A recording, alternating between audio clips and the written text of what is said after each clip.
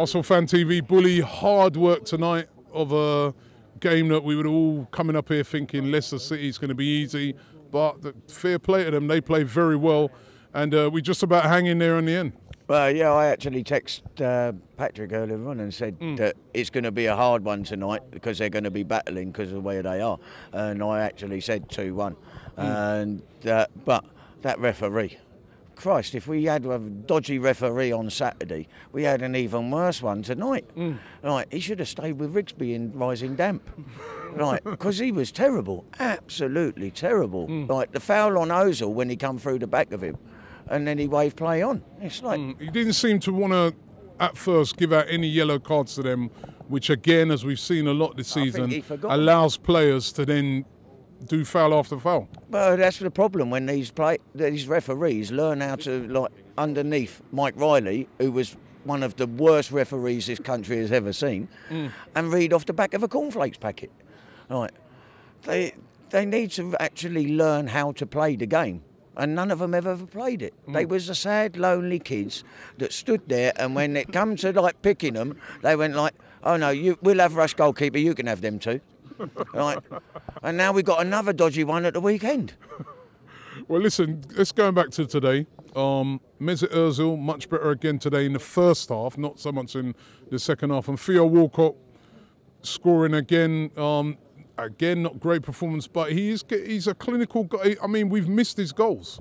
Yeah, he disappeared a little bit after he scored the goal. Mesut, even at Real Madrid, he never played a full game. He would always be substituted. Right, he's not one of those players that can do the whole game and be strong for the whole game. Giroud, he seemed to be worried too much about his hair being like messed up again, and he was moaning at the weekend saying that he needs to learn to be stronger. Well, then maybe he should put some Brill cream in his hair and then leave it alone, like instead of trying to keep playing about with it. But no, we should have beaten them more, but we dropped back again way too much and invited them onto us. And we should have learnt from the City game, where we closed them down, pressed them, made them make the mistakes. Teams aren't going to make the mistakes if you stand there and just let them come at you and give them 25 yards to run into. Do you reckon we were a bit too casual in the second half, that we were like, yeah, 2-0 up, we'll just pass it about and another one will come along somehow? Yeah, we tried to do too much of the fancy stuff instead of keeping it simple, keeping it quick. Right, when we play simple, quick football, there is not a team on the planet that can touch us. When we start fannying about with it, like Fanatelli scored the goal tonight, but, for Liverpool to win, but yeah, when they start playing about with it and overplaying, they end up losing the ball, and then it's like everybody starts panicking, and it's crazy. Just keep it simple and keep it quick, and we'll be all right. And Sunday's game, FA Cup against Middlesbrough. I mean, again, they're going to come and they're going to be all charged up. We're going to have to be on our P's and Q's that day. That's going to be a tough game. Oh yeah, Mike Dean's a referee, so I've just heard. Stop worrying about refs. But no, they played well. They did well against City. Like City was unlucky in the last round. Like they did hammer them a little bit, but they defended well, and they'll do the same against us this weekend.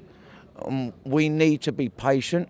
We need to keep it moving and keep it quick. Right, we've got to move around for the ball and want the ball instead of standing there right next to the defenders and giving us no options to pass the ball to. And use the width as well, because we're getting too narrow. But we should be able to beat them, but they are going to be up for it. This is going to be their cup final. Like, they've just had one cup final against City in the last round. This will be another one. So they're going to want to like get through. Natural order has been restored. Yep. I spoke about how it was like gravity. Arsenal will always be above Tottenham when it matters. Natural order has been restored today. You bunch of mugs, it lasted what, 2 and a bit days. 2 and a bit days. They got to go into work on Monday happy, and now that's it. Heads hanging, tails between their legs, Arsenal are back on top. Simple as that.